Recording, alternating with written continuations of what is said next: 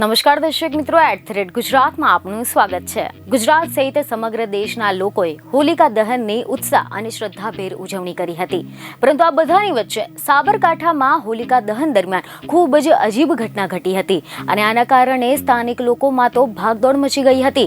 એટલું જ નહીં, હોલિકા દહનમાં પૂજા કરવા આવેલા લોકો પણ પૂજા કરી શક્યા ન હતા, કારણ કે અહીંયા એક નશામાં ચૂર યુવકે પોતાની કારને સળગતી હોડીમાં જ નાખી દીધી હતી અને એટલું જ નહીં, પોતે પાછો ગાડીમાંથી બહાર આવીને પોતાની કારને હોડીમાં સળગતી જોવા લાગ્યો હતો। જો કે તેની ગાડી CNG હોવાથી લોકોમાં ભયનો માહોલ સર્જાયો હતો।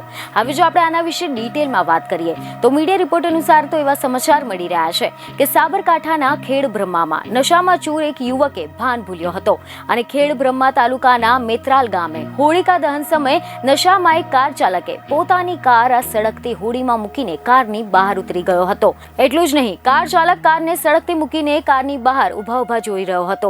જો કે આ કાર CNG હોવાથી લોકોમાં ભયનો માહોલ સર્જાયો હતો। યુવકે હોડીની સાથે સાથે પોતાની કારને પણ સળગાવી દેતા સૌ કોઈ ચોંકી ઉઠ્યા હતા। ખેડબ્રહ્મા તાલુકાના મેત્રાલ ગામે કારની હોડી કરી દેવામાં આવી હતી। હોલિકા દહન સમયે નશામાં ચૂર યુવકે કારને હોડીમાં સળગતી મૂકી દીધી હતી। જો કે આ બનાવ અંગે સ્થાનિકોએ એવું જણાવ્યું હતું કે આ યુવક નશામાં ચૂર હતો અને તેને પોતાની ગાડીને હોળીના દિવસે જ હોડીમાં નાખી દીધી હતી। બીજને ખબરો સાથે ફરી મળીશું। ધન્યવાદ।